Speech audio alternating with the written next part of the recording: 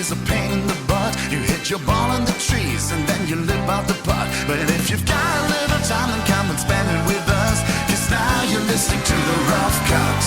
Hello, ladies and gentlemen. Welcome down to the Rough Cut Golf Podcast, the 8th installation in this award-winning series, which is coming to you live from Manchester. It is award-winning, like the favourite pub you go into with their award-winning pies. No one knows quite what award you've won, but it's probably just slightly above average. We have come home from the desert.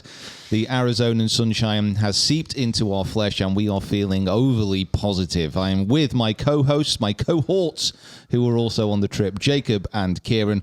We left Mick behind because he'd been a very naughty boy. How are we? I had not been a naughty boy, but you did go on a trip, and you were all very brown. Yeah, I feel like you got some sun. I can see it now. I don't think I saw it whilst we were away. You just get used to it, you know, and then once we get back to the dry, dreary, disgusting weather of Manchester, then our colour seems to come out a bit more. Yeah, now we're back with the pasty people. Yeah, look, I sit in a dark office editing golf YouTube videos all day. I don't have time to go out in the sunshine. You're saying it's not been warm here, no? No, it hasn't. It's been cold and slightly rainy, but actually the last 3 or 4 days have been quite pleasant. Some blue skies. I've missed you. Oh, I missed you too, I've missed mate. you, mate. Missed all of you. Yeah, I missed you too. You were away for a really long time. Did it feel a long time? Like me and David were hanging out in the office and, you know, doing barely any work because no one else was here to tell us otherwise.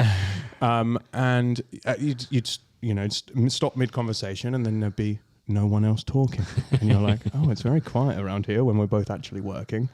But that went on for far too long. Yeah. 2 weeks felt like a month. It went pretty quick for us. I can imagine. Yeah, not going to lie. It did feel like we were there for a blink of an eye. But we got plenty done, so that helps. Okay. Yeah. Like we were pretty non-stop apart from a few days. So I think the content that we've got coming out from there is some of the best we filmed, I think, in quite some time. Obviously, the eternal sunshine really helps bring it out. But I'm very excited to show what we've got, and I'm excited in this time period now where we're going to be editing it. We've also got some more stuff to film, which is then going to, again, try and up the content levels even more. Supplementary on the top stuff that hasn't been filmed yet for those videos. Just no, not even that, mate. Oh, really? This isn't like a cherry on top of the cake. No, we're making like another layer. Like, we're not to the top yet. Another cake. Put it this way. We've made several amazing cakes. Okay. Good. Like triple chocolate gatto. Like I'm talking extreme. Like you don't even need a side with it. And no It's fruit that in good. sight. Fruit and chocolate don't go together. So. Correct. That's absolutely disgraceful. But those cakes have been made.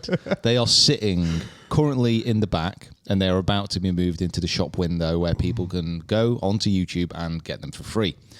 But whilst they are being sold, the team is in the back, and we are cooking up some magic. Okay. And when they come out into the window, there's going to be a queue around the block. Right, okay. Got you. Is that a good analogy? Yeah, it's like right? There's customers in. There's customers in, but they don't know what's about to hit them. Oh, no, like our customers at the moment, they are there and they're like, I still can't believe I'm getting this for free. And, you know, they are buying slices of cake and they're enjoying it and it's good. But these new videos that are coming out, it's going to be like, oh, God, who's the new chef? Or it's like the specials board. Oh, yeah. But it's going to be a heavy out on the special chalkboard. sport. Heavy. I love that. You can't choose which one you're going to go for. You've worked in a kind of bistro foodie environment before, Kieran, haven't you? Yeah, what's the secrets behind the specials menu? Just stuff you need to get rid of? No, it all depends on like maybe the fishmonger's bought some mussels in or some scallops in, you know. I'll do you 2 for a tenner, mate. Exactly right. It's all about the deals, you know. Veg Man might have bought something in as well. Veg Man. Yeah. The worst superhero of all time. That's what he's called, Veg Man. Man. And, you know, he might bring like a celeriac, so he might like celeriac soup. You know, that's a special. So, you know. Wow. Must be a very intense single celeriac. He's brought one celeriac. Yes, yeah, It's a really we've got to good make one. it last. And there's only one soup. That one's gone at the beginning of the day. That's what I mean. It's got to be special. That's it. Exactly right. So from there, Scottie Scheffler won the waste management. Yes, yeah. Yes, he did. We should It's probably say the worst why segue of all time. that was Solariac. that was Scottish. so blunt.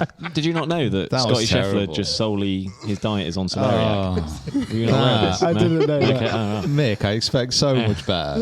Like you've got to be able to link. We're right in now. You've got to be able to link stuff in. Come on. Yeah, but I had a really good one like a couple of It was- episodes and we ago. all Yeah, Like, you- it was you- like bang, bang, you bang, bang, bang. are- So now I'm just straight in there. You are only as good as your last segue, Okay. and frankly, Vegman would be very disappointed. Yeah, he would. in that. I'll work on it. Solariac. Solariac deserves better.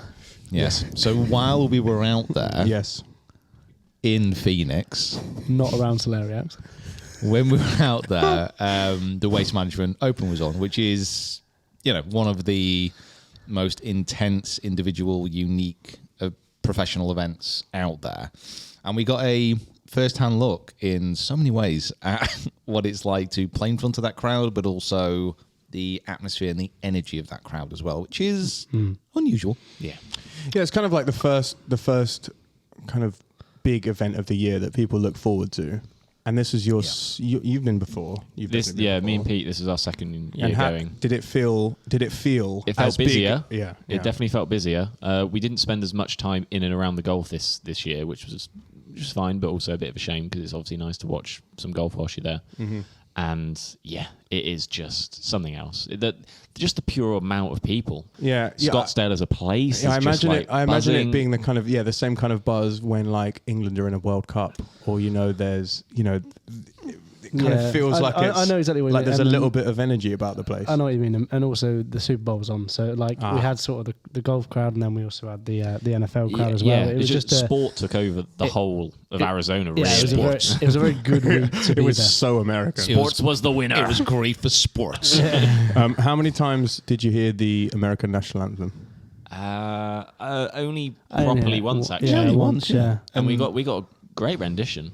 Yeah, it was Someone a bit, shredding on the guitar. yeah, it was like What? an Yeah. ex-marine just like absolutely shredding the No guitar. in front of way. the It crowd. It was great. It was. I don't know. I thought it was a bit weird in some respects because it was. I want to say it was obviously great, but at the same time, because he was the way he was playing it, the timings weren't like the same as usual. not what you would expect. So no one was like singing along. Very Yeah, difficult. yeah. Like when you go and you want to hear those 15 to 20,000 slightly drunk Americans like blasting it out, and you could tell they were kind of trying, and then halfway they just gave up. And just, like, started listening. I can't keep up with this guy. And don't I think also like the timing of it as well. He'd like nearly finished the anthem, and at that point, I imagine the F-35's got to come over. Yeah, and he's yeah. like turned his back, and he's like, God, I can't keep going. Here. Speed up. Keep Speed going up. here for a Slow little down. bit. I feel like any time I hear the American national anthem, whoever's performing it always tries to find like a new inflection or like somewhere they can extend it a little bit longer just to make it a little bit different. Yeah, but the thing is, none of you are Whitney. No. Whitney Yeah. Houston did the most famous one. Like, I think previous to that, there obviously were some incredible renditions of that song, and it is like quite a powerful song. Oh, for sure. And then she does this incredible version of it, and then from then on, everyone who does it tries to take it all over the shop. When in fact, Yeah. some of the best versions of it are the simplest, where it's kind of the most effective. Was that at the Super Bowl? It potentially was. Yeah, Yeah, because I remember watching Whitney Houston, the movie just come out recently. Very, very good as well. And I think it was on that sort of time. So it was very, very good. Speaking of the Super Bowl, Yes. who stayed up to watch it? we I all did. did, I Yeah, think. yeah. Apart from Mick. Well, dude, You were tucked up. dude, I was fully asleep. I was I was in bed by 8. I was only up because of jet lag, coursing through the veins. The only So man I with was- kids. So Yeah, exactly. That's it. Yeah, Yeah, that's I was true. asleep. Yeah. I would have been asleep, but I fell asleep at like 5 o'clock, and then woke up at about 10, and I was like, Oh, so you were good to go. Oh yeah, no, it was Rested. it was a bit annoying really because I wasn't. To be honest, I wasn't actually going to watch it. I thought, I'll get a good night's sleep, crack on today, and then had that little long power nap, and I was like, I might as well just stay up then. Yeah. But yeah, it was good. It was a good game. to I watch. enjoyed it. It was good to watch. What teams are in it? It was the Kansas City Chiefs versus the Philadelphia Eagles. Okay. And what teams do you support, Jacob? Neither of those. Okay. So it was a neutral watching for me. It was the New York Giants who I support. Okay. Kieran, do you have a team? No, I don't. But it's going to be Kansas We were City trying now. to we were Yeah, trying to get you one whilst we were over there, Yeah. weren't we? Don't Then know- we've resorted to the kind of the classic. Which one looks the prettiest? Yeah, yeah. What colours do I like? Did you just say it's going to be Kansas City? Yeah, I was going to say, are you allowed to sort of support the people who What a- just won the World Cup? Like, are you allowed to do that? No, only Nice. because that was probably one of the first times I've ever watched an NFL game, and that Patrick Mahomes just unreal. I mean, in all He fairness, will make you feel things to be Yeah, do you know, Yeah. like, it's, you know. it's a good team to support. I mean, it's not a massive shock that the Manchester United supporter from Dorset has suddenly just chosen the team that's at the top of the game. Who would have seen that coming? I didn't think about I could go that. for Arizona. or Not something me. Like that. Well, I need to. Well, maybe not actually. No. I'll sit down and I'll You'll have a look. Have a think about I'll it. have a think Have a about think about it. Because you're supposed to get assigned a team when you join Finch Golf, aren't you? That is, Yeah. it's in your contract, I believe. I clearly didn't read mine very well. It's very small. Yeah. Who's David's team? I think, Chargers. Yeah, Chargers. Yeah. And you're definitely Seahawks. You almost exclusively wear I think Seahawks me gear. and Pete are the only two that are really kind of stuck in our foundations, and Right. these are who we support. Yeah. David is Chargers, but he's not quite getting into it yet. He did stay up and watch the Super Bowl with me last night Okay. and was asking questions and stuff. It's So, like, so are hopefully- they allowed to hold the ball with their hands? Yeah. Why is it called football if they run around holding it? I had the difficult issue, and if anyone else is an NFL fan listening or watching, of trying to explain to David what a catch is. No one knows actually what a catch really is, because in simplified terms, if you throw the ball and catch it, that's what you'd think it would be. Yeah. But there's so many permutations in the NFL now with how many feet you put down and what body position goes down first and all this kind of stuff. And if I can't explain it as someone who watches the NFL every week, then someone like David who doesn't watch it at all, it's a struggle. But I think we're getting there. Because I think we're getting there. the ball can be out of bounds as long as a body part touches in bounds before you land, and then that's the opposite if you're going through the end zone, because then you just have to go through the imaginary Break the plane. Yeah, Got to break the plane. Like it's such an odd concept. Do you know why I love golf? It either goes in or it doesn't. Yeah, that's true. This is very true. And talking about a golfer who has broken through a plane, Scottie Scheffler returns to world number one. Yeah, he jumped out of an airplane to He's land quite at good the as well, waste isn't he? management. He is, yeah. So this is him winning the waste management is setting him up for potentially exactly what he did last year. Oh, could you imagine? So until this point last year, Scottie Scheffler had not won on the PGA Tour. Then he won the waste management, and then he just went absolutely off his head and won the Masters and 4 other events. 4 Yeah. and 6 it was. Yeah, he won four events in like 56 days or something. He won the Masters, week after. match play, waste management, Genesis? and Didn't he win the week after? The waste management, which is Genesis. I don't think he won Genesis. No? No. I might be wrong. We'll put it up on the screen of the events he won. Yeah, He won. He a won lot. some events, basically. And then it was Arnold Palmer invitation he won. That's That was good. That All was right, we'll good. take it down.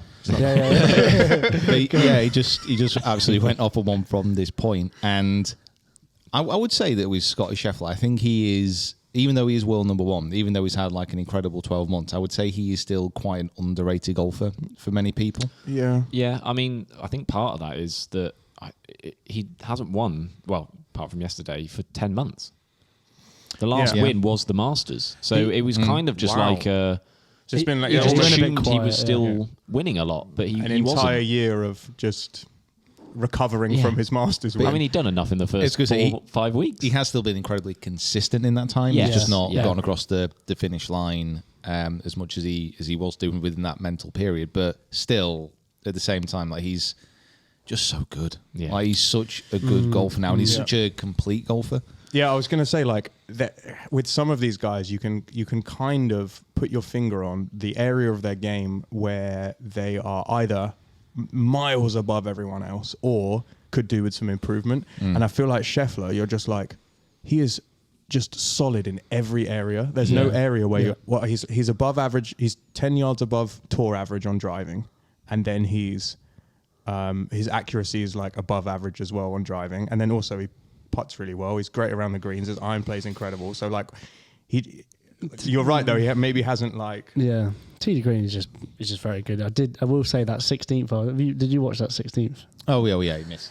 Yeah. They missed, and he dropped the ball in obviously that bad Yeah. position. How do we feel about this drop? Yeah, because I mean he dropped the ball obviously clearly, knowing what his swing was, and then he took it back and was like, oh god, that's a bit of a shoddy lie that. and then he's took it back, and he's now touching the grandstand. Funny enough, so he's been able to place the ball. Why has he been able to do that? Well, it's one of the things about tour professional golf is they use grandstands to get drops when they can. An advantage. It's not cheating. It's just using the rules. No, yeah. Yeah. I know what you mean. Like you see it all the time. Like there's players who smash the ball, for example, over a grandstand. Now, because that grandstand is then in between them and the flag, and a man-made obstruction, so they'll get to move it, which is like massively. It's not unfair because every professional golfer playing that tournament has the same thing. Yeah, but if you consider like what a bad shot that was, and to be able to get away with that, that's not great. But and then there's the rule like normally no closer to the hole, like you can't gain an advantage, like a distance advantage by doing that drop, or like what's the rules of? Yeah, it's got to be no nearer the hole. Right. Yeah. Okay. Yeah. But I think with that as well. I mean, yeah, fair enough. You could look at that and say, well, he got away with one, but you can also say, I don't think anybody gets away with anything on the 16th at TPC Scottsdale playing in front of that crowd. Yeah, because there's 15,000 people go, excuse me. And it's just like the amount of pressure that must have been in, and obviously he made that incredible putt, which I think he said afterwards he didn't actually think he was going to get there. And that didn't look like he was going to get there. No, it didn't. No. That was probably the only thing, like with that Netflix documentary and what you've heard about Scottie Scheffler, the only thing holding him back from when he won originally was a little bit of a lack of belief. Right. But now... Yeah, like in post last round of the Masters, he was like, I don't know if I'm going to be able to hold this together. Yeah. And bear in mind, he'd just come off an incredible run, and he was like still doubting whether he was good enough to win. Probably showed that's not a nice bit of vulnerability that people can probably understand and can kind of sympathise with. And now it must be getting less and less. Surely, if you just keep winning, you're number one player in the world. That self-belief now must be... part of his personality now. It must be. It surely must be. But the Netflix documentary watch is obviously an incredible, humble, nice guy as well. Yeah. He's definitely someone who I can find myself rooting for, even though he doesn't maybe excite me as much as some other players. Yeah, it's the only thing that goes against him for me is that, like, with Rory or, Rahm, that their personality in front of the cameras... And I mean, obviously, there's people throughout the field who are either hilarious, or you can trust them to swear, or you can trust them to do something funny. I just don't feel like Scheffler, as a golfer, exceptional, but as like someone to interview, I just don't feel like he like excites me very much. Do you know what I mean? Yeah. It's not quite the same for me, but I felt quite similar about Dustin Johnson. Right. Incredible golfer. Good to watch, but I couldn't really get invested. Yeah. Like there's certain players, let's say Rory was 5 clear with 18 holes to play. I'd still watch Rory and I'd like him to like go on and dominate. If DJ was 5 clear with 18 to play, I'd be like, do I want to watch it? I'm not sure. Yeah, because it's over at that point. Interesting. Yeah, like watching Rory, you can count on him to back himself, which he did. He in his interview he said that he felt like he was the best player in the world. This was pre-event, wasn't it? This was pre-event. He felt like he was the best player in the world, and that kind of, that confidence is incredible. Yeah. And then Rahm obviously he's been on a couple of podcasts recently, and he's like incredibly eloquent and very funny, and likes to take the mick out of himself a little bit as well, which is great.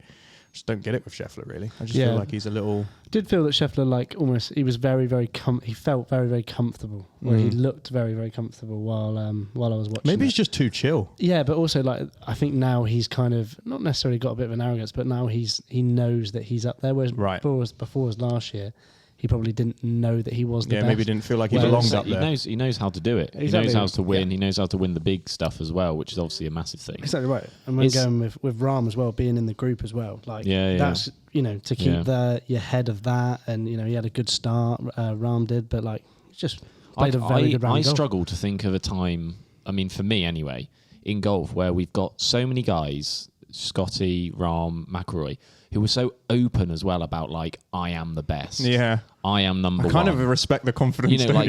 There's a real battle at the top there. Yeah. Before it was like, oh yeah, this person makes it to number one, and they come out and go, oh, it's great. I've always wanted to be world number one before. Yeah. But you've got guys like openly coming out now and being like, I should be there, and I believe that I should be there. Yeah. And then also this time, again, like I feel that when these guys tee the ball up, we've had it with Rahm, we've had it with McIlroy. It's no reason why Scheffler now won't win the next 4 in 6. Because when they start winning and they get hot, they just stay hot for weeks. Yeah, but that's the problem. Not all of them can win every week, can they? So we're going to see some pretty the PGA interesting Tour golf. always, to me, used to feel like something that there'll be a different winner every week. Yeah. Now it seems like it's hard for anyone outside the top 3 to win. I think I prefer that. Sorry to interrupt. I prefer that.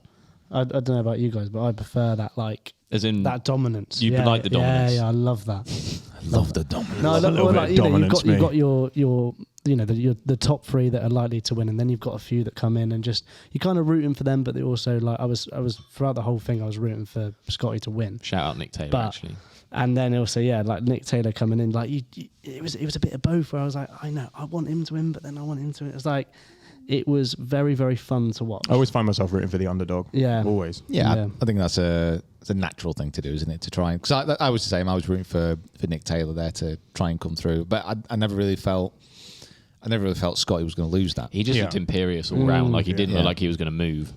No, and I just didn't feel like he was going to let it slip. But I think you are right. There's a cluster of players at the top of the game now. Anybody could win each week, and obviously Scottie's regained that number 1 spot in the world.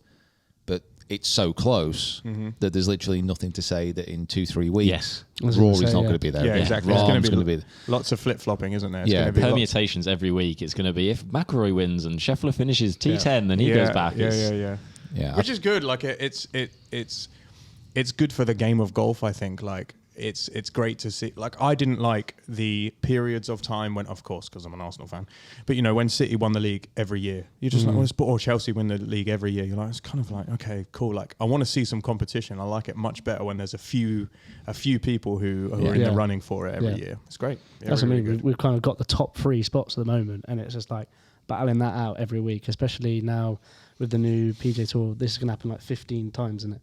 Now with these new, like, amped up like events, it's going to happen 15 times now. You have to commit to 15 events. I'm not sure that's actually, is it coming this year? But there's a number of elevated events on tour. Yeah. This was one of them where they're trying to get all the best players there, so the prize fund is massive, not massively, but elevated above other PGA Tour events. So there's a series of those throughout the year where you're gonna basically see all the best players in the world. Yeah, that's what I mean. So it's gonna be pretty awesome. He won 3.6 million, Scottie. Yeah, 3.6 million for first. That'll do. Tuck that away for a rainy day. Second was I could spend it in 2.1. So even second. Yeah, place I think that was great. definitely the biggest check of Nick Taylor's career as well. Yeah. So yeah, I mean, like, winning these, like you're saying, Scottie now, he does seem to like to win the big events as well. Yeah, definitely. Yeah, it's like, it's the prize pot. Like, I can't even remember what film it is. It might be, what's the film where Vince Vaughn is a hitman? Could it be what? Your segues are wild today. Where's this going? And he rolls over. Oh, it might be Mr. and Mrs. Smith actually. He like rolls over in his bed and he's like, "Nah, don't get out of bed for less than 500,000." Right, okay.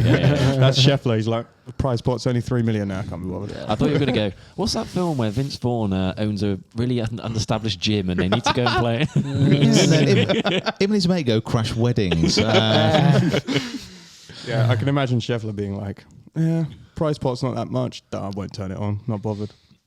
Okay, so from the best golfer in the world to the best golfer on YouTube, we just had a new series launch on the main channel where Mr. Peter Finch is going to go around the world and play the people that you guys suggest as the best golfers who are on YouTube.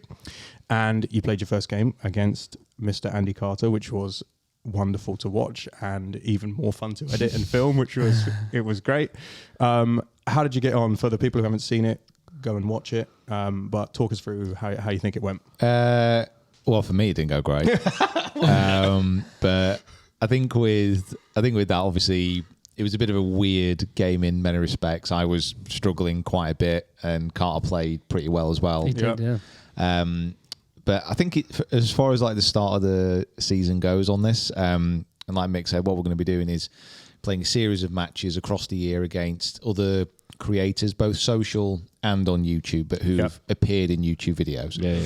So it's going to be the best golfer on YouTube, playing all these matches, getting a tally at the end of the year, and then, asking the question, who is the best golfer? And we're not just talking about like ability level here. We're talking about, their whole personality and like what it's like to watch. We should have like a rating at the end of each episode, like what were their reactions like to good or bad shots? What did it make good viewing as well as good golf? That's what people want to see. They want to see you fluff it and then swear and throw your clubs and all that fun stuff. Yeah, and it for me also, it's a good vehicle to interact and to meet new people and to play matches against some really cool people. You know, it's just a way to get content, to get other people in front of the camera that we might not have filmed with before, and put it in a nice series that you can watch and you can binge on. So yeah, that's going to be going throughout pretty much the year, probably until September. Not entirely sure how many videos that we're going to get. I would say definitely around 10 though. Okay, so four in the bank already. Yeah. So say you play 10. The concept is that at the end of each video, either the guests will get a point for them winning, or Pete will get a point for Pete winning. Currently, we are 1 down because Carl won. He did actually play very well. He was very good. I was really, very, really very good. impressed with Carl. But Pete also was struggling with injury, mate, so don't worry about that. Yeah. I got your back. Thanks. And I believe you were you playing with dodgy driver settings that day? No. Yeah, let's just say you were. Let's just say I was screwed over with that. Yeah. Anything else? Or No, I think that's it. I think that's probably all the excuses out The there. sun was only in Pete's eyes as well. right. It was really weird. I just kept turning it on. So we're 1-0 down. Say we play 10 throughout the year. What do you reckon the tally's going to be? Oh, I'm going to say 9-1 to me. Oh wow! 9-1-2. You must have found something with your swing. Yeah, I'm going to use a bit of Scottie Scheffler confidence. Yeah. I am the best golfer I on am the YouTube. best golfer on YouTube. That's the clip. I have absolutely, Clip that. I have absolutely no idea. Hopefully, I mean, I'm not obviously practicing and playing as much as I used to, so we'll see. But the more and more of these that we play, obviously, the more it gets me out on the golf course. Yeah. So hopefully by the end of the year, I'll be a little bit more informed than I am now. But it's going to be interesting to see like what you guys listening, what you guys watching actually think as well about who are the best players on YouTube. Because I heard and saw a lot of comments talking about, well, kind of, I suppose Bryson DeChambeau is a YouTuber now. Yeah, really. but does that count? I think it counts. I think it counts. Yeah, okay. I think it counts. He's on there. Obviously, you've got Micah, who I've filmed with before, but I have to get one of these done. Got Grant Horvath, who we've also kind of spoken to. Hopefully, we'll get something done there. We've got George Bryan, who I've filmed with before, but didn't do it there. There's a lot of very, very good players, all the good guys, all the UK guys as well. There's a massive selection now of golf creators who we can film with, and it's quite exciting, really, to kind of explore an option of like who we can actually get on these videos and who we can play with. There's I wonder if someone's created a playlist on YouTube of every time someone has done a who is the best golfer on YouTube video, and it's just a rundown of all of those same names, and then when one comes out, me and you will go through it and be like, oh, where did Pete rank? Yeah, and we're yeah, like, yeah. Pete's a 5-star this week. He's got the A grade. I mean, it's good though. I mean, it's just a nice conversation piece to have about what is happening on YouTube. And I think, to be honest, like if we did this series, say 5 years ago, like we would look around at what is happening on YouTube, and we could probably, if we did 10 videos, that would probably be maxing out. Yeah. Like the amount of creators we could yeah. realistically film with, like with geography involved. But now, Now they've invented the aeroplane. they've got boats as well. Now that aeroplane's been made. Go find the new world. Now we can fly like a bird. It's a big metal bird with giant, great big engines on I the don't know side. how it flies. There's a wizard up there.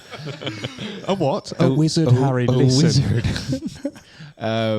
But now there's like Yes, hundreds of people. like we do like when we're like looking how the channel's doing and how everyone else is getting on as well.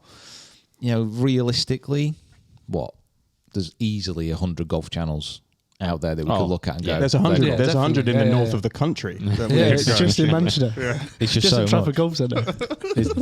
It is so much. Like obviously, kind of we're lucky enough, and certainly I'm lucky enough to have done this for best part of 10 years now. So it's kind of like it's good to see that amount of growth. It's good to see that many people creating new kind of content as well. Yeah.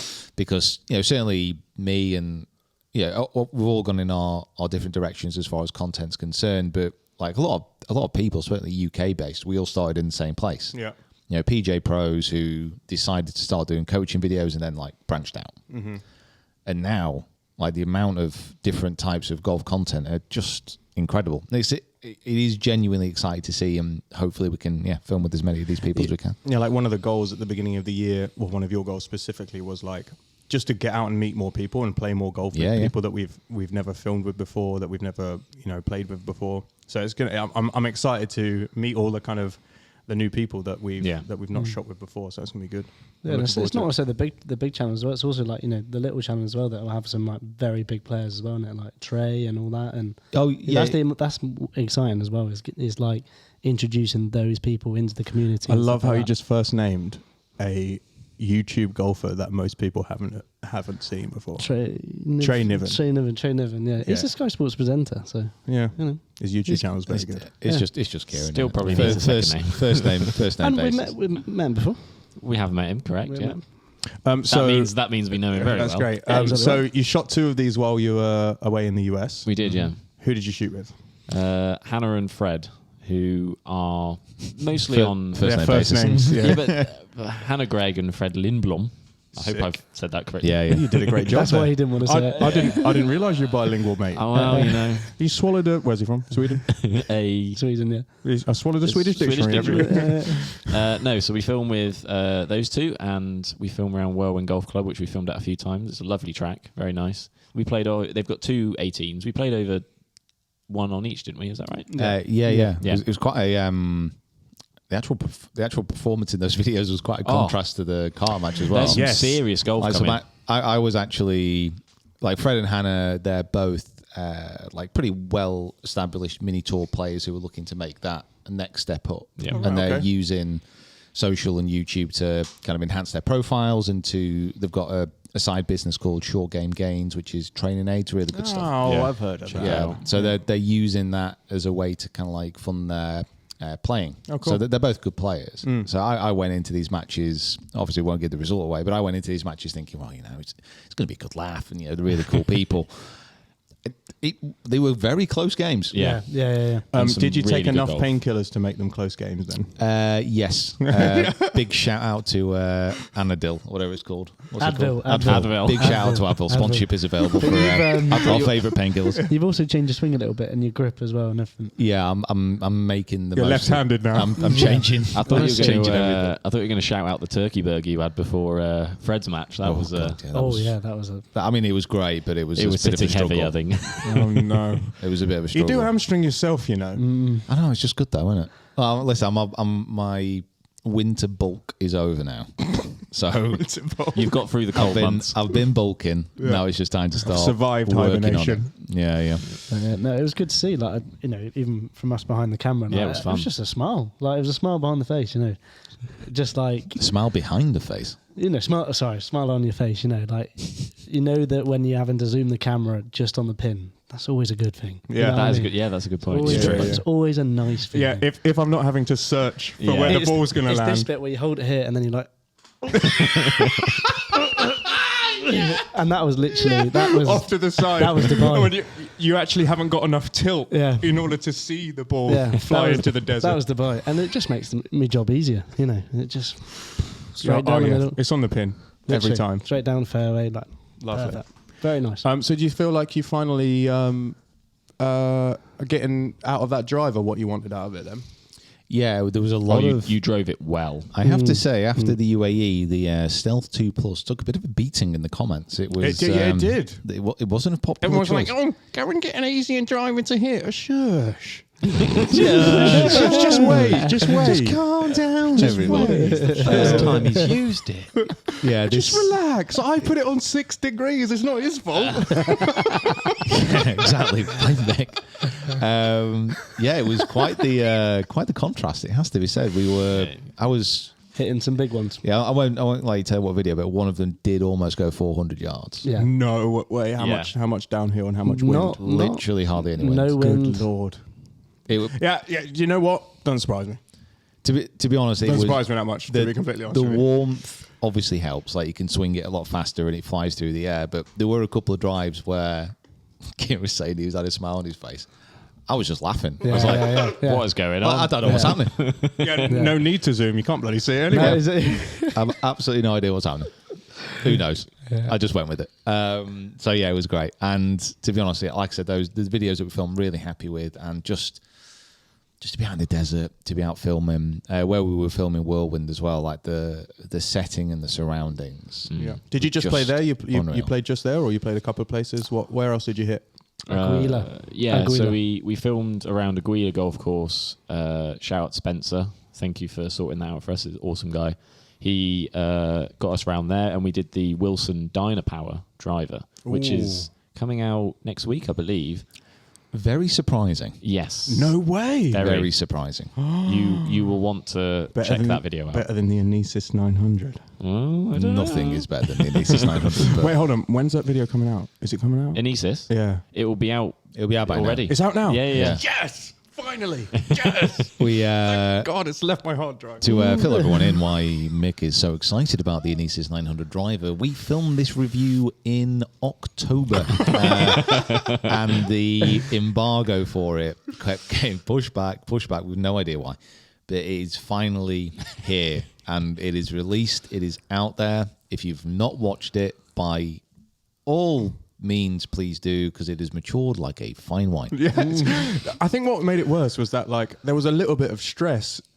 2 or 3 days before, I still hadn't got it finished, and we were like, "Come on, man! Needs to get done. The embargo's There's coming an embargo up." coming. Yeah, it was like panic. And then just the day before, I was like, "Okay, I feel like I've got it into a place where we can kind of review it and make sure it's all good before it goes out." And they were like, "Bang! The embargo's in 3 months' time." And I was like, "For God's sake!"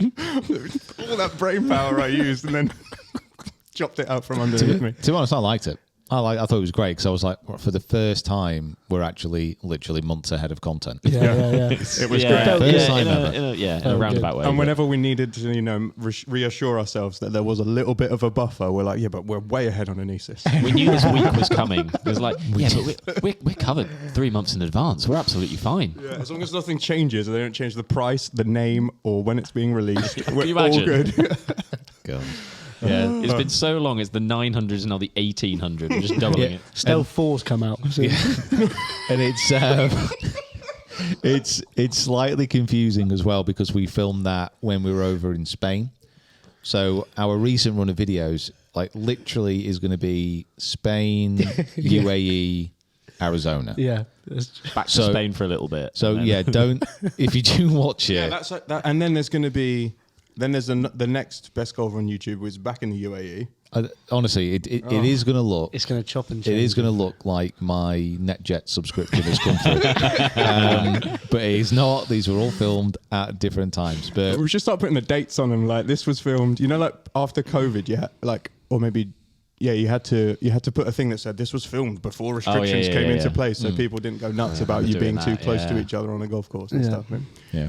Wow. But yeah, I think Aguila was nice, actually, that we filmed in Arizona. You were saying, again, lovely setting. Spencer, the head pro there, he was really welcoming, really lovely. And as well as that, obviously, we played at TPC for For one hole, yes. one shot, Well, one swing. Yeah, there was only one shot, and it was a shot at glory. Jeez. We'll get to you in a second. That edit was very good, Jacob. Oh, thank you. Yeah, very good. I Just get some really liked clout it. and Thank happy. you. It was very, very good. I particularly liked, first of all, your commentary. I'm just having a healthy dinner. Everyone's comments. Why are you having fried chicken? Yeah. Is that not healthy? No. Protein. Hang on. Nah, if add we're some going of these tips to as well. just praise me, I'm just going to sit back in my chair for a minute. Hang on. Right, Yeah, go on. you did a very good job. I really liked the countdown, the little timer. Oh, that pushed my buttons. That did. I loved it. Was that your idea? No. No, I'm Yeah. just enjoying it. That was lovely. I liked there was lots of very nerdy graphic things, which are also lovely. And then I liked the fact that you almost won, Peter. I know. Yeah, I didn't edit that. Pete did that all himself. It was all scripted. Yeah,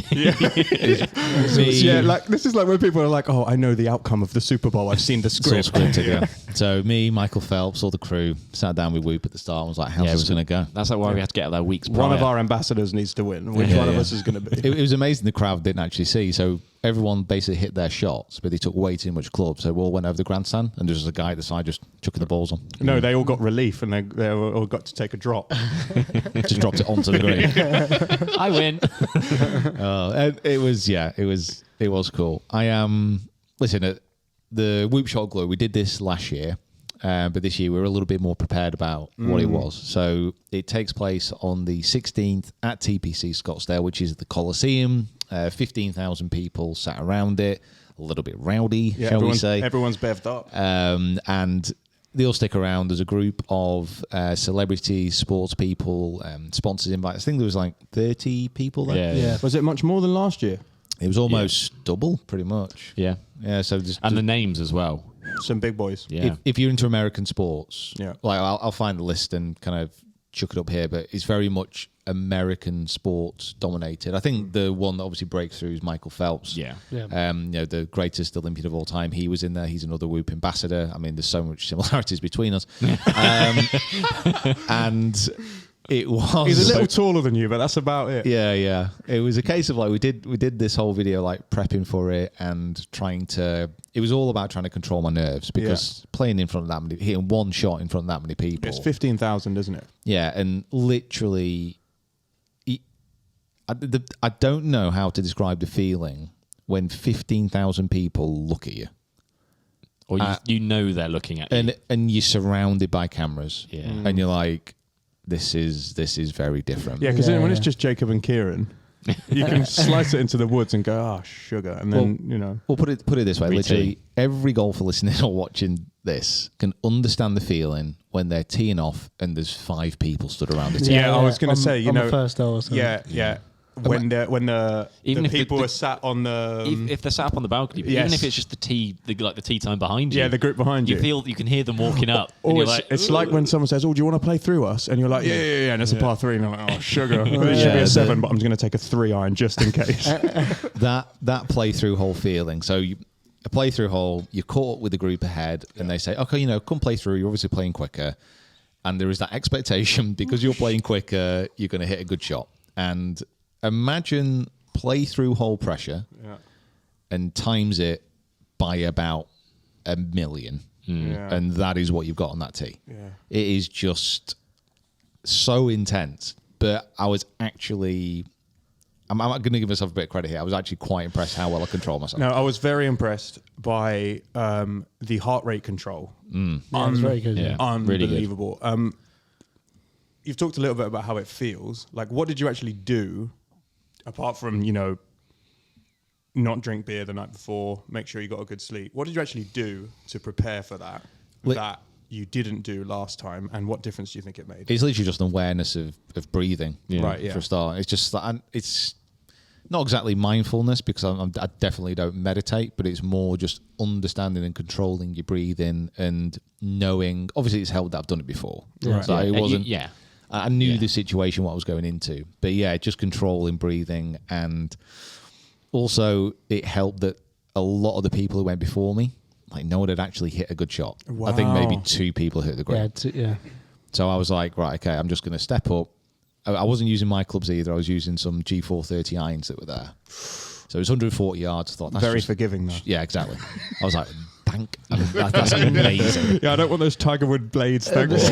If there was some Wilson launch pads there, that would be even better. Gone in the hole. I thought, right, okay, I'm just going to use this wedge. I'm just going to hit a little cut. And I was like, to be honest, I hit it perfect. It just didn't quite cut as much as I wanted to. Okay, so what was the yardage this time? 140. 140. You hit wedge? Yeah, Fishing wedge. That's my thinking on it was like 140 for me is like between an 8 and a 9 iron, right? Yeah. Of course it's For you, that's an 8 and then a 9. But like I imagine that situation would cause you to hit the ball much further than normal. Yeah. So did you have that in your brain thinking, can I hit a 50 degree? Honestly, it was a very chippy swing. It was just like a 80% nice and smooth, make contact. Yeah. Just like trust that the ball's gonna come off in a general direction. Yeah. And I was delighted. I was so happy. And then if you've not watched the video, it was absolutely gutting that Michael Phelps literally on the next shot Yeah. hit Were you second to last? No, No, I think we were. You were 19th. Yeah, I think so. and he was So we 20th. were like the on the precipice of the last third of people. Right. If that makes any sense. Cool. So yeah, he just stepped up straight away, and I knew straight away it was going to be good, and he just did me by like 3-4 feet, was it? Yeah. Kind of in there. Yeah. 5 foot. You hit 13, 8.5. he was and you hit 8. 13. Yeah. So it was a great shot, and I'm absolutely delighted for him. As if he needed any more wins in his world. It was just he started. He up was so happy. He yeah, was he very was happy. very happy. You know, he did his Was he really? Happier he- than he he did probably his- won a gold, I would say. He did his warm up as well, didn't he? He was like getting the. He did it last year. Yeah, he's it's just It's got to be done in it. It's got to be flexible. done as He's, part he's of it. known for it, isn't he? Yeah, I mean, he's got to do it. But the crowd loved it. Yeah, they lapped it up. It was Part, a of, cool. his, part of his contract. Yeah, it was a cool shot though. Like, I hope that was a swimming pun, by the way. It's very good if you did it. I'm glad you picked up. Someone picked up on No! it. Because Jacob made an owl joke. Right, a few episodes ago. Track back, see if you can find it, and comment below when you found it. Jacob made an owl joke, and no one caught it. No. No one caught it. Right, so go back to a previous episode where Jacob makes the owl joke and comment the time below. Do it. Yeah. Sorry, just going to reverse on that. I said he lapped it up. It's pretty good. It's pretty good. Yeah. anyway, Should we dive into what happened after that? well, I was just going to say Let's keep going. so I was just going to say I was in between. I was halfway between the green and the tee, and it was a very cool like camera angle. I thought where for yours it was a bit annoying because yours was blocked off a bit. You teed a little bit too far to the right hand side. Yeah, Pete. So, but then they moved everyone because everyone started to just like close in on the tee and make the. Yeah, it was a little bit busy down there. Yeah, it was a little bit busy. So they, but for Phelps, it was very good because they like moved everyone out and it hold was on. like perfect framing. So he was getting special treatment. No wonder he won. And it was perfect framing, and everyone sort of like I was in quite tight on him, and then everyone just like looking up, got the phones there. It was a really cool. It was a like, cool shot. It was a really cool shot. I'm going to throw this out there and say it was probably because he is 2 feet taller than me that is you true. could see him. That is true. Yeah, that's a good point. But they also moved people, so like you could actually see. And everything. they let him tee off from an elevated tee as well, just to make the shot better. So. Yeah, he came forward a bit, and it was a good shot. To be fair, he just stroked it there, didn't he? Yeah, it was. Yeah. Listen, I think everyone because he's got a bit of a wild swing. Yeah, he does. Yeah, So he really froze himself out. It was a bit of a surprise when it came off that straight, but and yes, I know I did hear it, but I thought I'd carry on. Do you reckon? Why else am I here? So many puns. Do you reckon we could see a Peter versus Phelps match? Yeah, because you went up to him afterwards, which was love. One of my favourite bits of the video is you going up and saying well done and him giving you a little hug and stuff, which was great. Yeah, you went up and just like freestyled it, didn't you? To elite athletes. No, Jesus. no, Right, too far. right, this has got- that was this has weak. got- That this has was got- pretty weak. this has That got to was stop that now. was absolutely Yeah, awful. that was terrible. You give me butterflies. Stop it. Sorry. Yeah. Look, I just want to float this idea. Can we get back to the conversation? I'm going to dive back in. So we've got going up to Phelps and saying hello, and yeah, to be honest, he was great about it.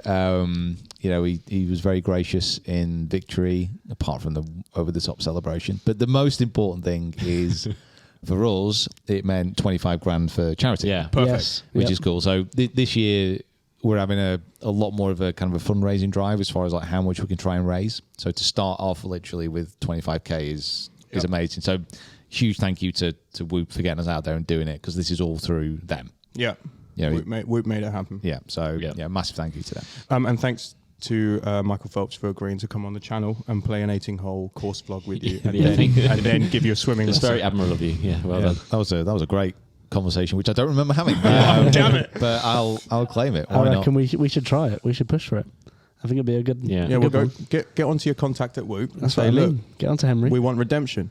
Yeah. Yeah. I think We we should want- go to great lengths. Who would Who would have hold their putt? Oh, yeah. They should but no, have made you both- do that. I think that should be it next year. The closest two people should go up and have to complete the hole. put it. Oh, Both Or if you hit the green. both were actually pretty pin high as well. pin eye, mate. Sign a Sign a quality quality ball ball striker. striker. So it was in his contract to do his little arm swingy warm up. Was it in your contract to say pin high, sign a quality ball striking? No, it's in my contract to just not poo myself on that tee. And Not make a best out of yourself. I just want to say that I completed the task successfully. So aside from the shot of glory, you played a little bit of golf out on some very nice courses, filmed some great videos, which we're looking forward to getting out for you. Yeah. Did you actually watch any golf while you were there? Yeah, we watched a bit. To be fair, like last year, we got hospitality to the 16th, and we just sat in there and just stayed there most of the day. Yeah. So it was more of a, and this is the thing with the waste management. Something if you've not been, you need to understand. It is people who are there are not there to watch the golf. Yeah. It is a party, and there is a golf tournament happening alongside. Yeah. It's like the show. Yeah.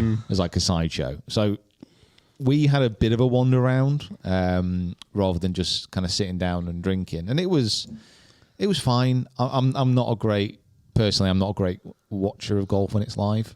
I much prefer to watch it when I know what's kind of going on everywhere. Yeah, I like a bit of commentary. Yeah. So we had a wander around. It was fine. It's a nice course to watch. There's plenty of banking. Was Yeah. there any? There was no hole in ones this year. Nope. Not on the 16th anyway. No. So no beers being thrown. No. No. Not Well- don't know. I don't know. Yeah. No, there were a few probably thrown, Yeah. but just not a lot not- onto the green. Not in celebration of a hole No. in one on the 16th. There was that streaker on the 16th, though. There was that Yes. streak and that beer snake as well. There's a massive beer snake on Oh the yeah, 16th. going up the grandstand. Good Lord. Yeah. Now the question is, like, I think it's great.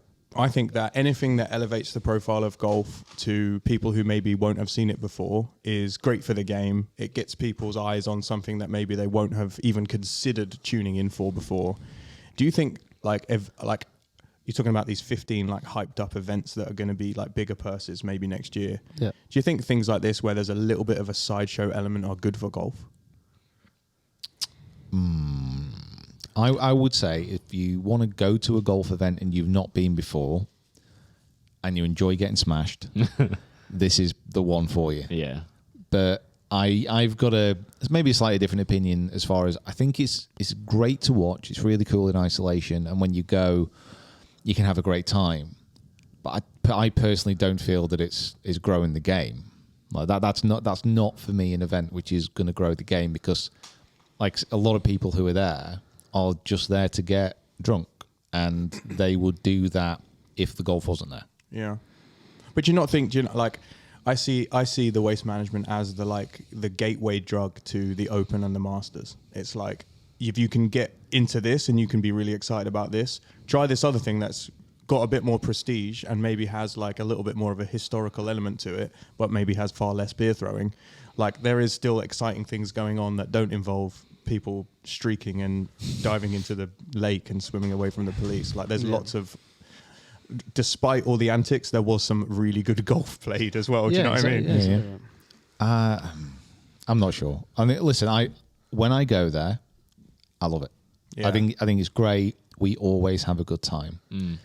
That is not a sustainable format for a golf event to run week by week. Right. It just wouldn't happen. And at the basis of it, one of the reasons that the Masters, well, put it this way, if that's a gateway drug to the Masters, say, what do you think the Masters would be like if it had the same fan atmosphere at the Masters than it does there? It just wouldn't work. Yeah, they would never allow it. But like, that's its catch. Do you know what I mean? It's like hook is that there's like a little bit of madness going Yeah, on. I don't think we're asking for 15 more waste management opens to come about. I just think that, like, as a future of golf and how golf can progress, I think that competitions and tournaments can take a little bit of the apple and, you know, take something from the waste management, because it's not only getting golf fans in, but it's getting people in, and it's getting eyeballs onto it. And It's getting people posting it on their stories and wanting them to go there. Similar to something like Topgolf. Yeah, I was kind of thinking about this in the car as well. Like, I was thinking, and you told me about the fact that baseball takes like 3.5 hours to play or something like that. If not longer, yeah. Yeah, exactly. So if, and we were talking about this with the full swing as well, like we're going to get a lot more fans into the game of golf, I think. So now, hopefully, we can turn people going from a baseball game into now watching their best player, their favourite player on the PGA Tour being Rory McIlroy. I'll go watch him for 4 hours, have a couple of beers, go home.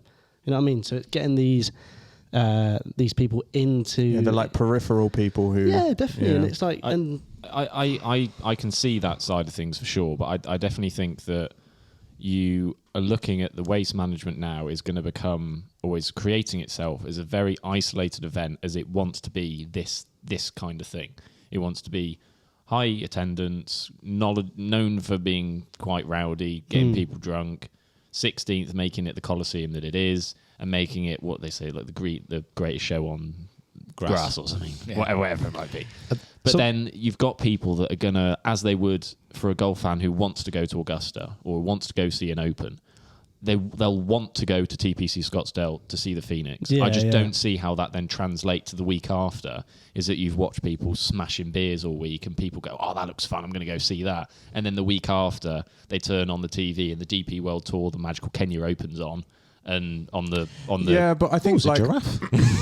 but like the hook of that event is that it's in a country that maybe doesn't always host a golf event. Do you know what I mean? Like there has to be the hook for the hook of the Open is its history, and it's the list of people who have won it before, and the fact that anyone can enter and get into the tournament if they play well enough over the course of like 8 rounds or whatever it is. Like that's the hook of the Open. The hook of the Masters is that it's very exclusive.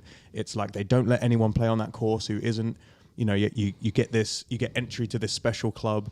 Like the hook of those events, it's what creates that kind of want to watch it. I mean, every event will hope to have its own personality, which is why people engage with it. And the waste management, it has that. I think the one thing where I'd agree with you on that, Kieran, as far as, we're talking about like baseball to golf, the 16th has a stadium around it. Yeah. Now, if you're at a golf event and you have a stadium around one hole, that means you can watch all these players come through. The only difficulty is it's going to almost be impossible to follow a golfer all the way around. Like if you were following, say, Rory around Phoenix, like, well, you wouldn't be able to get onto the 16th by the time you got there for a start. True, yeah. So if there's a stadium concept at multiple events where everyone is gathered in one place around a special hole and creating that atmosphere, that's cool. I'm up for that. As far as like trying to get people into the game and, like I said, about sharing it on social and stuff like that, my only point of this would be, when you see people sharing something from the waste management, how often is it about golf if it's not a main channel account, if it's not PJ Tour? Like the thing that people are sharing is Jeff falling down a slope, and the bloke streaking on 17, and like a guy trying to walk straight and he's falling backwards and stuff like that. Which, like I said, in isolation, I'm not a bore. These kind of events, when I go, I think it's a great laugh. I think it's really cool. But like that week in, week out is not realistically what golf is. Yeah.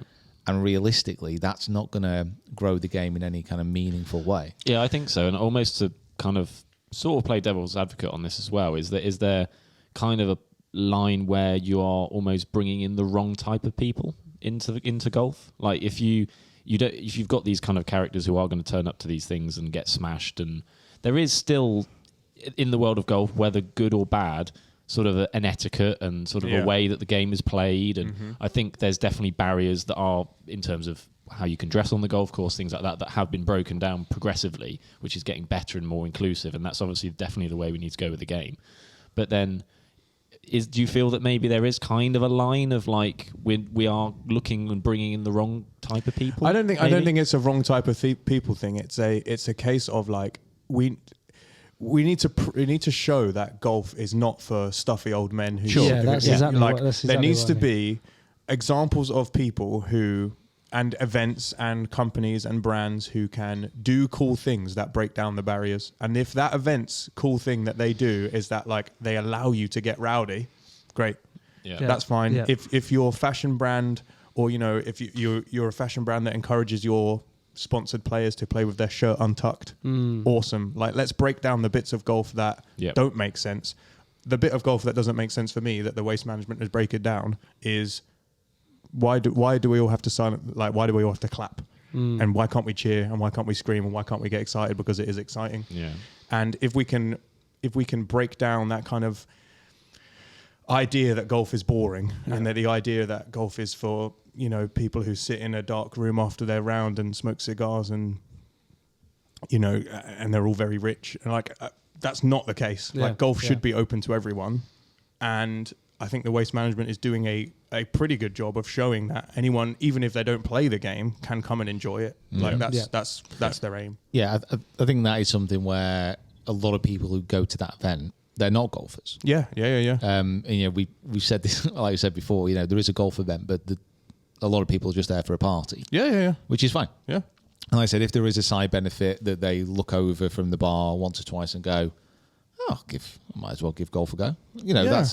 That's cool. But there's no real metric that you can have to find out if that's happening. Yeah, but if the conversation about golf is, in the pub after, this event has been running for 4 or 5 years in the same manner that it has now. If the conversation in the pub is, that golf course is all it's got is a load of Jaguars in the car park, and all of when you walk past, all the people look at you like, what the hell are you doing here?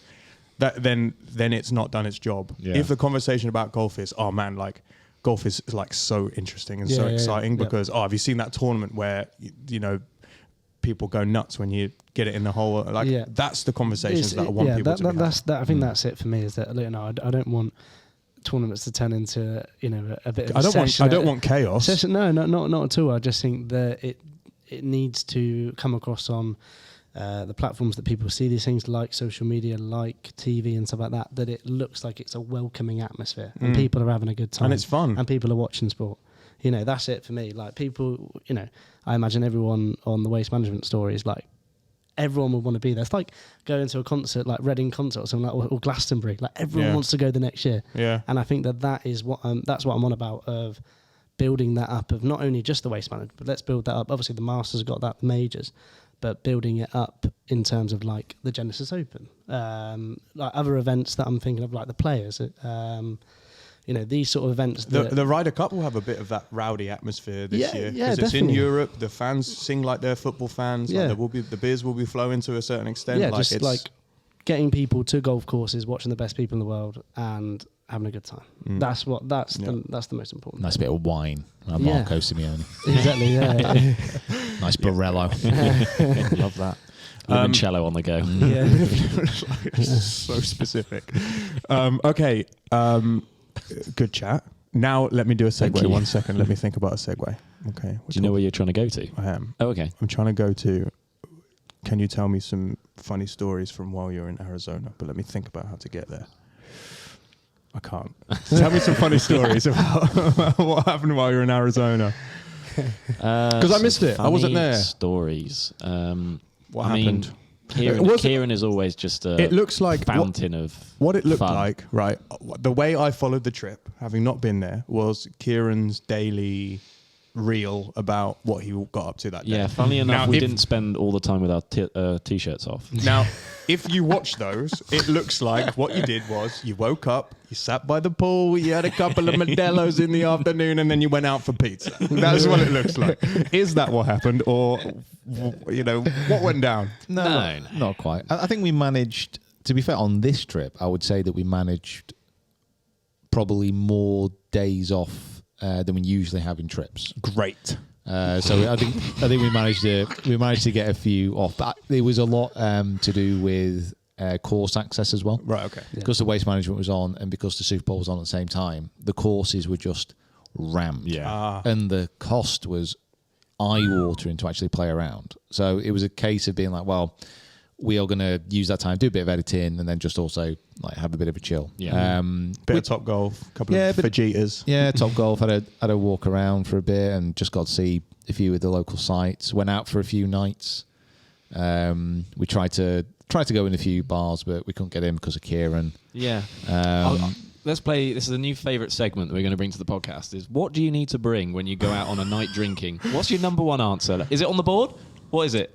Your shoes. No, well that it might be on there, but Do you need to bring a designated driver? well, you might do. Do you need to bring? TSR. Do you need to bring your ID? Let's have a look. The survey says yes. That is the top answer. Yeah, that is especially in the States. That is the top answer. And you'll never guess what Kieran forgot to bring with him. Oh wait, hold on. How did you get into the country without your ID? Oh no, he brought it with him. He didn't bring it out with him. Oh, what a fool! Only one of the nights. I learnt my lesson after that. Yeah. yeah, you did. But one of the funny bits is, do you want to tell it? Oh well, honestly. Well, I tried to. I did find. I had my wallet. I just didn't have my ID in it, which was the annoying bit. But I did find a health card on there. so embarrassing. So we walked into Barstool, and this is about the third place that we've tried, because everywhere we go into, ID please, we haven't got it, we walk straight back out. So we walk into Barstool, and this guy walks up to us, and Kieran goes, right, first up, I'm going to hand it over, I'm going to be confident. I'm going to, make the first move. And he hands over this ID card, and it's got Union Jack printed on it, and his name, and all this kind of stuff, and he's looking at it, flips the thing over, bold, large writing. This is not proof of identification. So this Blake's looking at Kieran like, are you taking me for a mug? The bloke, he hands it back over to Kieran and said, this is an ID. And he says, oh, he's got my date of birth on and everything. and then he literally shows him and said, no, this is not ID. Like, he just literally on it. It literally says it. I couldn't argue with that. No, you couldn't. It literally Honestly. says in bold, it's like, this is not proof. I was like, That's fair enough. I mean, Oh, you're right. I didn't see that. I'll take it back. just couldn't believe it. I mean, Fair cop. listen, I have personally looked pretty much the way I look now since I was 12. I have never struggled getting in a club. I think I might have been ID'd like twice in my life. And me and Jacob were in this bar, live music, like we've been let in. It was great. And we're just there behind us. Hey, guys. Guys. There's the bouncer just like with hand on his chest. Yeah, he ain't coming in. coming in. I've got a bank card. You can't get one of these unless you're 18. Yeah, great. Take that down to the ATM and go and buy an ID, you idiot.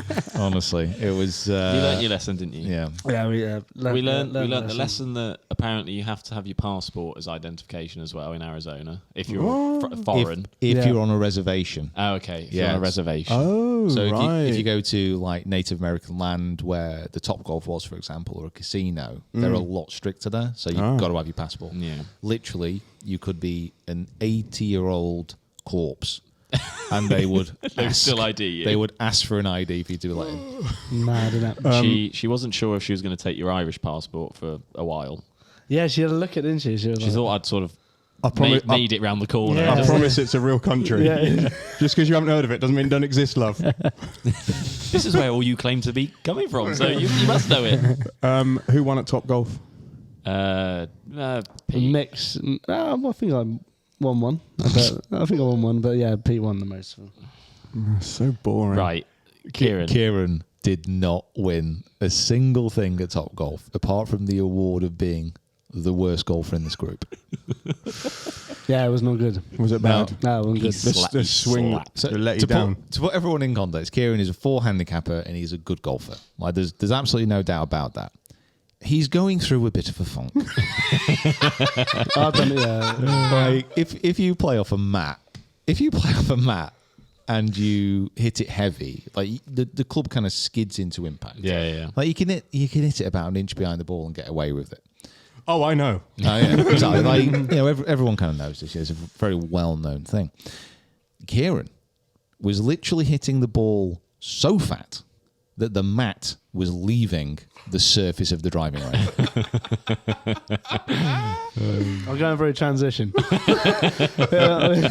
You need to fix your bloody transition. It was kind of one of those things where, to begin with, it was like we're all on a bit of a laugh. Like, I'm fatting it. You're not hitting it very well. And then By then it eventually was you're like, oh, mate, I'm so sorry. Do you need a lesson? Oh, You're all right. I'm so sorry. Like, I didn't realise. Like, I didn't realise this was a thing. Wow. Yeah. You had a No, it was fun. It was you had a good. bit of a rough time at Yeah. Topgolf. Yeah, it was. Maybe Didn't even drink that night. No, I didn't. No, I didn't drink. I went all the way He's taking back it to serious. go get our passports because we left them and brought it back and Kieran didn't even drink. No, but wait, he didn't want to drink. He wanted to get in. He went to grind. Yeah. He wanted to Exactly. perform. Yeah, exactly, He was like, sorry, have you got any G430s? imagine if I did drink. Jeez. He probably would have been better, mate. Yeah, maybe actually that's true. You were on Yeah, you were that's on true. top form all trip, I will say. Loosened up. I'd love to share a personal anecdote with Kieran on the trip, which may not translate to being humorous for everyone, but I think it's fairly enjoyable. Okay. And it was on our first day, and we were driving to the supermarket, and we drove past the establishment IHOP. Have you heard of IHOP? Yeah. And I said to Kieran, I said, Like pancakes do you know? and stuff? Yes, I said, do you know what IHOP stands for? And he said, no, I don't know. So I said to him, I said, International House of Pancakes. Very good, very nice. A couple of days later, I thought, right, I'll call back to something I said earlier in the trip. I said to Kieran, I said, do you know what IHOP stands for? And he was like, can't really remember. What is it again? What is it? What's the first word? And I said, right, it's international. He went, okay. What's the second word start with? The worst thing was with that, like, this was a good 20 minutes of a car journey. And it was like, right, what's the second word to start with? It's a H. And we're not giving you any more clues than that. Right, okay, so international H. Another 2 minutes goes by. Oh, just give me the second letter. Right, okay, it's O. Right, okay, international O. What's the third letter? It's U. Right, it's U. Right. God. And then it got to the point of, right, okay, just give me the next letter. Yeah. It's S. Right. Yeah. Now, it's International House of something, no, Kieran. at this point, he goes, right, okay, so it's International House. Oh, what's the last letter? Like, mate, you're actually saying it now. Oh, Kieran. But that killed 20 minutes. Yeah, that's Yeah. great. That did the trip. Yeah, good job. Most of the rides were 20 minutes as well. So 20 minutes. If you want to go anywhere in Arizona, it's 20 minutes, half an hour. yeah, 20. Yeah. Oh, that's good. What else? What else did we have? Nice. Well, Phoenix, sorry, not Arizona, because it's a big state. Yeah. You, What was driving like in the US? Oh, Pete did it all. So Yeah, Pete was very good. Enjoyed it? Yeah, To be honest, like, driving over there is great. It's so easy, and like if you miss a turning, it's fine because everything's in like a grid system. Yeah, so I'll just get the next one and right, come back. the next left. It's so easy. It was good. Just I found it really expensive this time round. in regards to Like just food and Right. just general. everything just seemed How expensive. How long's it been since you've been to the US?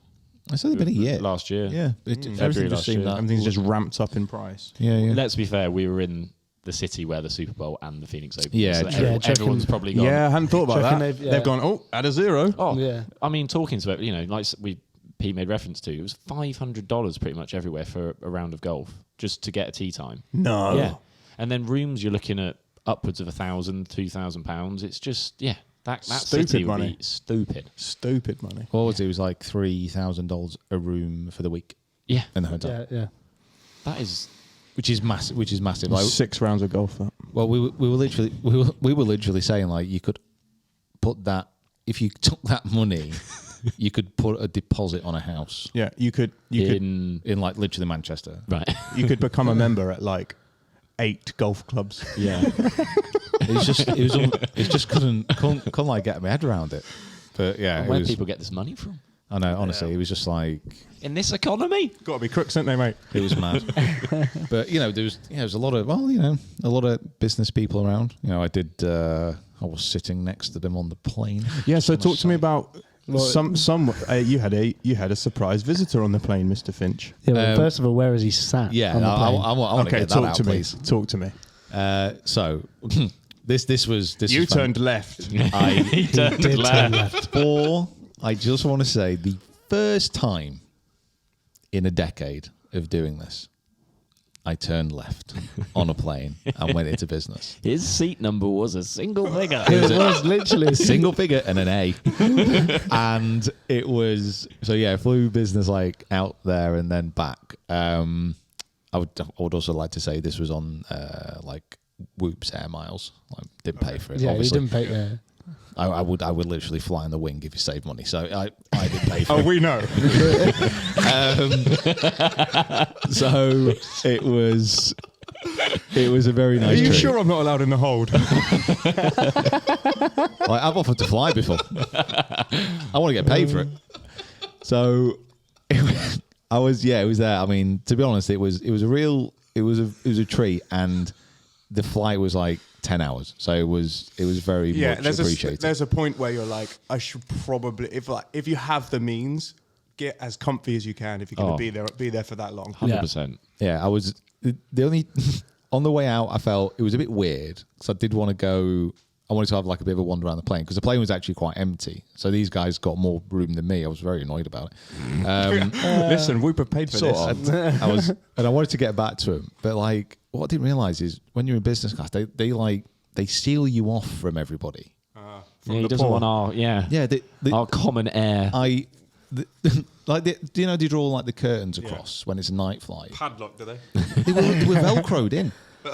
Like, they were So hard to get past that Velcro. no, but like, bear in mind when it's at What's night. this bloody crystal maze? So when it's at night and they effectively Velcro you into somewhere, you don't want to be that guy who's like,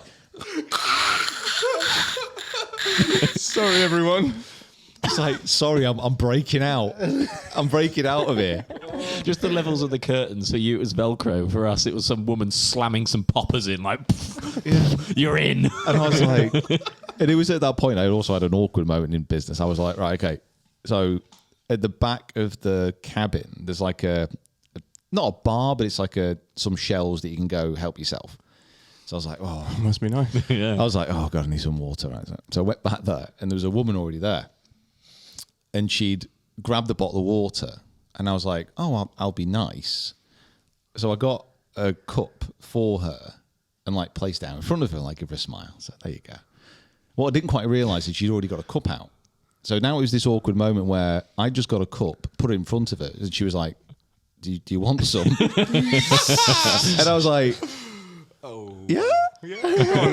So she like poured us this water and I was like, thanks. And then she left and I was like, oh, I do nothing for myself now. this is so awkward. Yeah, I'm sorry. I'm in business. I expect someone else to pour my water. So awkward. Water boy. And it was like, so and I took that back and I got an orange juice and I like sat down in my little Sat thing. down, Water and orange juice. had my caviar, had my Bloody beef hell. shin. The food, On plates. the as food on the way out was unreal. It was so good. They had utensils. well. Yeah. On plates. I had multiple utensils. And now the real question is, did they let you take your driver head tool on the plane? I didn't even risk it. Oh, yeah. No, I didn't risk it. It was a tailor-made plane. Yeah, so I'd be all right. We had a Callaway. Yeah. Yeah, I didn't want to risk that. The in-joke.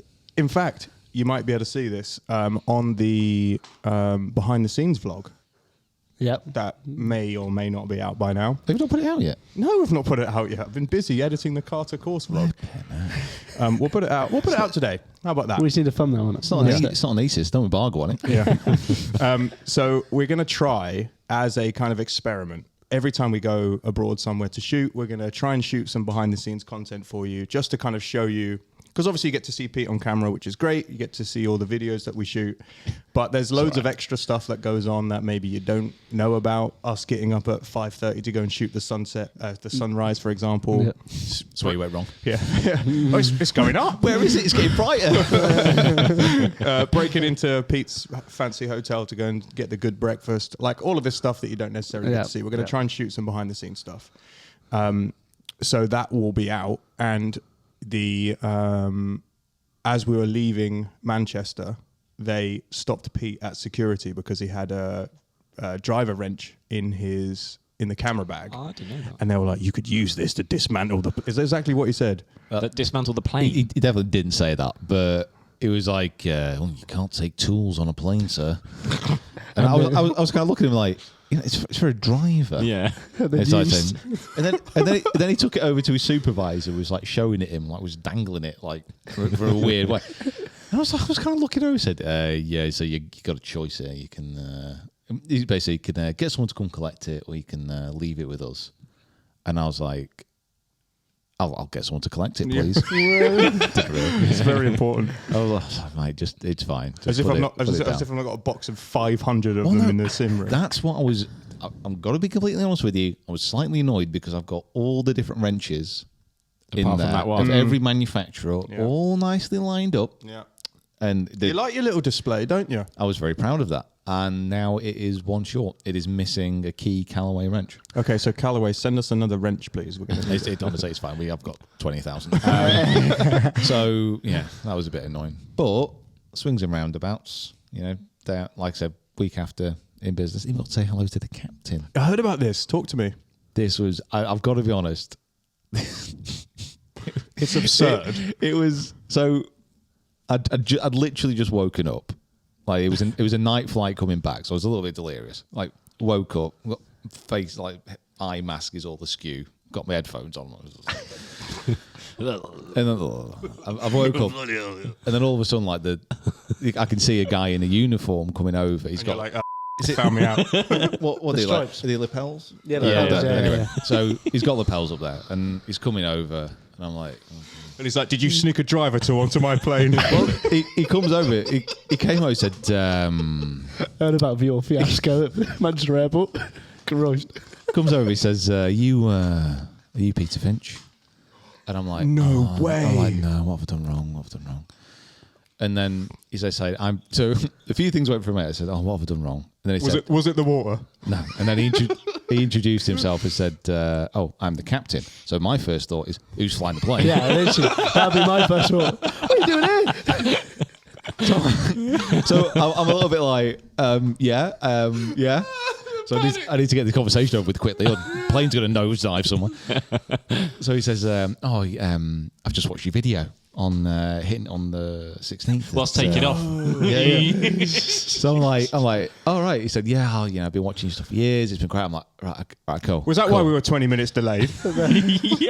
8 minutes actually. And then it was, so we had a bit of chat, like lovely guy, Ivan. I was like, great. I should have asked to see the cockpit actually, but it was like, oh, nice guy. And then he was like, oh, I'm sorry to wait. I'm sorry to have woken you up. I said, oh, no, I've just woken up. He said, all right, me too. And I was like, well, who was flying the plane? Where are we? As you're up, fetch me my water. Yeah. Oh, actually, what does that look like? Oh, goodness me, we're flying over Alaska. That was a mistake. I'm like, oh, for God's sake. Oh, wow. And then he kind of tootled off. And then I broke the door of the thing. You broke the plane. Yeah, a little bit. Yeah, with his wrench. So I had a few kind of, they had to come fix that. And then I almost, yeah. So the moral of the story is you've been blacklisted and you're never going Yeah. business again. But like I said, I didn't know how to act. Yeah. I didn't know how to act up there. Like, Yeah, what do I do? I don't know what to do with my hands. Where do my hands go? Where do I put my feet? I felt very northern. Like when I first got on there, when they came around, I said, "Would you like some champagne, sir?" And I was like, "No." How much does it cost? Yeah, I was like, "No, I don't. Nice. Why would I do that? Have you got some tap water?" And then he came back round. Like he said, "Oh, would you like an orange juice?" I said, "Oh, I'll have it. Yeah, okay, I'll have an orange juice." Sir, would you like freshly squeezed or would you like the Tropicana? And I took that, and then we took off, and it was great. I was really enjoying myself, like doing all the fancy stuff. And then he came around again and said, "What would you like off the menu?" Not a menu. And I was like, Hold on, the menu on the way back from Alhambra was, do you want chicken or beef? "Well, that's Yeah, that's the literally. thing, That's like, what I was- That's what we had. like anyone who's ever been on a plane, you literally get the options. They come around and say, "What do you want? Here are the two options." and then they slam it in front of you. yeah, something sounded a bit weird and something a bit weirder. It's like those two things. It's like, okay, cool, I'll have the slightly weird one. And he came around and said, "What would you like off the menu?" And I was like, "Well, I don't know." And then he reached over, and there's like a little cabinet thing here, and he pulls this menu out, literally like a book. As I said, "No, so you have the option here of a starter of a salad. Would you like some quinoa? Would you like some braised brisket?" I was like, "Mate, I've honestly no idea what I'm doing. Just what would you recommend?" Like literally, like he's a waiter. What would you recommend? What's on the specials? It was like, We got celeriac soup. Yes, we've got it. And that's the segue. that's a There it is. callback. We have done Scotty's on the plane. full circle. Scotty's up there cooking up. So yeah, Fantastic. it was great. And then literally a 3-course meal there and back with a breakfast. Honestly, I've never done it before. Chances are probably never happen again. So yeah, I Enjoyed yourself. I enjoyed myself. Great. Yeah. Boys, how was your flight? Was it good? Yeah, it was great. We ate off the floor.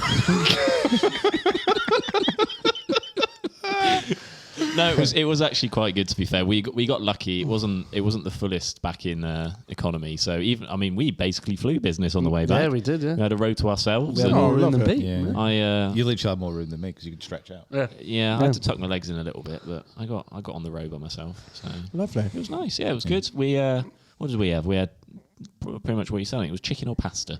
Yeah, chicken. And it was, pasta. I'll have the chicken. And he goes, I don't have any more of that. So we're having the pasta. It was chasing it down the aisle. My choice went from two. I think it was. No, it wasn't that. It was. They had both, and they asked. Oh, you asked, what would that chicken come with? Oh, it comes with vegetables. Yeah, I'd have the pasta. Mate. I literally heard it. So what's the chicken with? Is it sort of, coming in a jus? Do I get something nice with it? just Oh, a it's veg. potato and vegetables, mate. Yeah. I'll have the pasta. I love the pasta. Dry, nice and dry. Have they got any of that quinoa? I heard someone mention quinoa There was down braised there. beef going on down there. I do actually love how different our steward sounded as well. Oh, yeah. What do you want to eat? He said it with a gun in his hand. God. Yeah, Pick obviously. something right now. Yeah, I'm hoping. So I'm actually flying back to Phoenix next week. So I'm hoping. We forgot something. So I did. forgot a charger. So I'm hoping that it's the same, and because I'm definitely not going back business class. No. So Hopefully, yeah. yeah, the flight back, I've picked one of those on like Google Skyscanner that goes like to 16 different airports for like 20 quid. Oh, sick. Yeah, so I've always wanted to do one It's of a them. 12-day journey. Yeah. Wait, what? And you actually get there before you left. It's amazing. So yeah, we'll see how that goes. Why are you going back? Should we? Is this... You can't are tell we me? going to not disclose this information? I'm going for A thing. an exceptionally exclusive club fitting Yeah. and playing an exceptionally exclusive golf course. Yeah. We are in the back cooking up some nice cakes right now. Oh, God. That's another full circle I right know, there. Yeah. but... This is just cracking the eggs, Yeah. sticking the flour and the sugar in there. Yeah. This is going to have Italian meringue on top. This has been the waste management of podcasts. It's been absolute chaos. I love it. Kieran, take us home. You want me to finish it off? Let's do it. Oh, okay. What, is this the guess the player thing? This is Guess Have the I got to Player. describe it all again? You have. Oh, God damn it. Right, okay. Right, this is episode 8, and we are doing Guess the Player. Every week we do Guess the Player, where I create a series of questions that get easier during a list of stuff. The current standings are... The current standings are here. That was... No, you're doing a really good job. Keep going. That was not good. Damn it. Oh, I hate Yeah, so explaining there's a this list game, of questions. man. There's a list of questions. It's not even questions. No, It's a just list facts. of statements. They get progressively easier. Kieran pretends to be a golfer, and we have a buzzer, and you have to guess. Everyone has one life, and you have to guess who the player is. What week are we going to get to when we can stop explaining the game? Never. No. Part of the joy of this podcast is making you explain the game. Every week. Yeah. Pete does When we're top of the charts in every country. a ludicrous metaphor. I find a terrible segue. You have to try and explain the game. I haven't will found get my better. niche yet, but I'll get there. I will get better. And this is the point where it's also my most am I exciting point doing? because I get to take this off, Yeah. off the table. You can't wait to take the microphone off the table. I love taking the microphone off the table. Right. Right, I'm okay. gonna, Here we go. Why'd you take off the table? I just like it.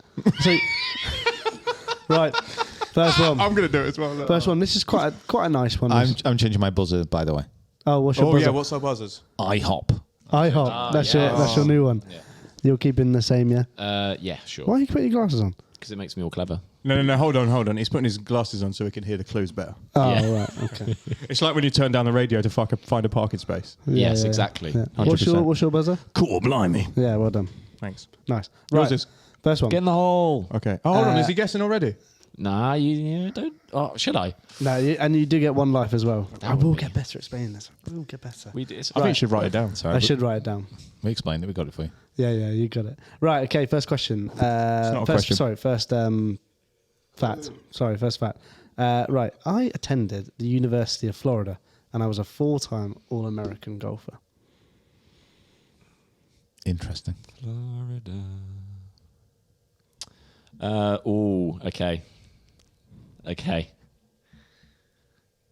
Okay. You know it? I'd love to be like really cocky here and Yeah, you have one life. Okay. Pete wants it. Pete wants to do it. Go on, I dare you. All right. Okay. Next one. I joined the PGA Tour in 2010. Get in the hole. Good Lord, he's gone for it. Billy Horschel. Yeah, that's right.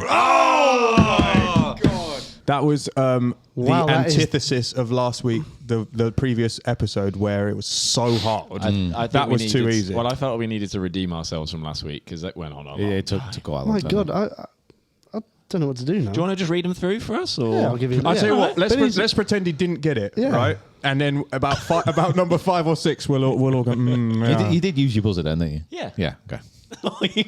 Because he's the worst. Straight away. Right. Okay. Well. I just reel off a load of facts about Yeah. Billy Horschel. Go on. Well, Billy Horschel is a friend of the channel. He's a very, very, very lovely guy. I've been in one President's Cup. IHOP, Billy Horschel. Well done. Now your turn. Yeah. My highest rank was 11th in the world in 2022. Quarter blimey. Ricky Fowler. That's incorrect. You've lost a life. Have another go, mate. What was the other thing? I Thought won this was going to be my week as well. an NFL team I support is Jacksonville Jaguars. I didn't know that. They didn't win the Super Bowl this year. No, they didn't. Good knowledge. He also supports another one, but I didn't write it down. I support 2 teams. Yeah, I know. I support Manchester United. He and also supports West Ham. West Ham. West Ham. Come on, you Irons. But yeah, that's it. Wow. Yeah. I mean, listen, it was a good effort. I think me and Jacob kind of instantly knew. For me, it was one One of or the the two. other. Yeah. Wow. Okay. Well, that's I'm really disappointed. Let me know if you got. Yeah, let us know if you got it. As quickly as I think quickly as Jacob did. yeah. There's going to be very few people who got it after one, maybe, but I should have gone for it. I mean, on listen. one. In all fairness, like because we know him as well, it was almost That like did help a bit. Yeah. Did you know that then? You obviously knew all this. I knew he was at University of Florida. Yeah, yeah. Florida. Wow. Yeah. Okay. Yeah. Sorry, mate. Right. Well, I Tried to will do a say, solid there. so since obviously filming with him, started to follow him a little bit more because he's a cool guy, want him to do well, and he's recently started doing some like programs back at Florida for like helping out college golfers and things Oh, like right. that. And I think he even is actually sort of like an honorary coach or does some stuff like still back. So that was kind of that Right. helped a lot. He has been doing a lot of stuff with Florida recently, but yeah. Well, There you go. Well, we'll stick the scores up here. glasses Congratulations, did it. Jacob. Yeah, those see through Ah, time and bloody space hell. with those on. I'm wearing my glasses next time. Nothing we Take should them all off. do. Right. Okay. Well, I think that draws a nice natural conclusion to episode 8 of the Rough Cut Golf podcast. Gentlemen, I just want to say thank you again for spending you. some time with us and everyone at home listening or watching for taking a little bit of time out of your day to share your ears and eyes with us as well. So, back next week. I hope everyone has a fantastic Wait, when time. are you going? You might not be here next Yeah, week. we're going to do one without you. No, we're not. We're filming another one on Friday. Okay. People will not allow that to happen. master. Right away, master. You're not allowed out my site just yet. I can't wait for that episode. Oh, it's going to be right chaos. I'm that. not going to let you out to the wild yet. I feel like I'm a bit of a zookeeper. I'm just training up some wild animals ready for release back into their natural habitat. And quite frankly, you're not there yet. You're not going to survive on your own. Okay, bye everyone. Right. See you in a bit. later. Bye. See ya.